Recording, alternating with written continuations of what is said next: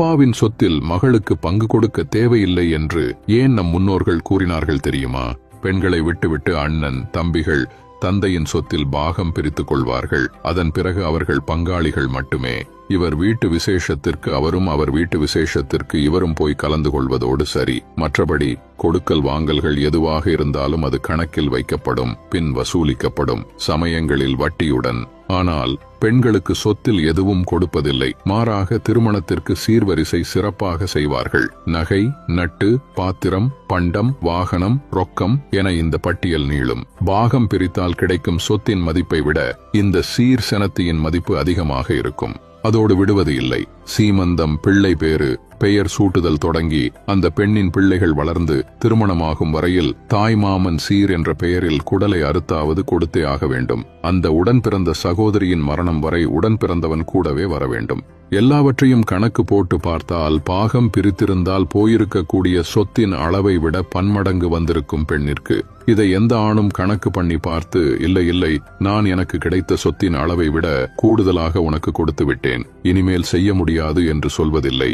இவன் கடன வாங்கியோ தமக்கு கிடைத்த சொத்தை விற்றோ கூட தங்கையின், அக்காவின் நலனிற்காக அவர்களது தேவையை பூர்த்தி செய்வான்.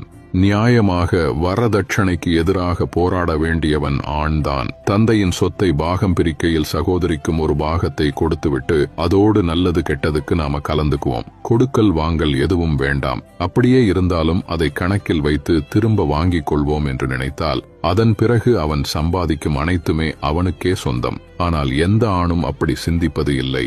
வேறு வீட்டில் வாழப்போகும் பெண்ணுக்கு கடைசி வரை பாதுகாப்பும் ஆதரவும் இருக்க வேண்டும் என்பதற்காகவே நம் முன்னோர்கள் ஏற்படுத்திய வழிதான் சீர்செனத்தி எல்லாம். அப்படி பாகமாய் சொத்தை பிரித்து கொடுத்து விட்டுவிட்டால் அந்த பெண் ஆதரவற்று போவாள். இவனும் எனக்கு தெரியாது என்று ஒதுங்கி விடுவான். அதற்கு வழி கொடுக்காமல் அந்த உறவை பிணைத்து வைக்கவே பெண்களுக்கு சொத்துக்களை பாகமாய் பிரித்து கொடுக்காமல் முதலீடாய் காசு பணத்தை விட அம்மாதான் பிடிக்கும்னா இந்த வீடியோவை லைக் பண்ணிட்டு கமெண்ட்ல ஐ லவ் மாம் என்று பண்ணுங்க. பாப்போம் எத்தனை பேர் கமெண்ட் பண்றீங்க. சகோதரனிடமே விட்டுவிட்டு கடைசி வரை கொஞ்சம் கொஞ்சமாய் வசூலிக்கும் வாய்ப்பை பெண்களுக்கு ஏற்படுத்தி கொடுத்தார்கள். பெண்களுக்கு சொத்துரிமை உண்டு என்று அரசு அறிவாளியாய் யோசித்து கொண்டு வந்த சட்டம் அந்த உறவை முறிக்கும். முட்டாள்தனம் என்பது உணராத பெண்கள்தான் சொத்தில் பங்கு எங்கள் உரிமை என்று போராட கிளம்புகிறார்கள். எங்கோ ஒரு சில சகோதரன் ஒன்றும் செய்யாமல் ஏமாற்றி விட்டான் என்பதற்காக வழக்கு தொடுப்பவர்களை சொல்லவில்லை.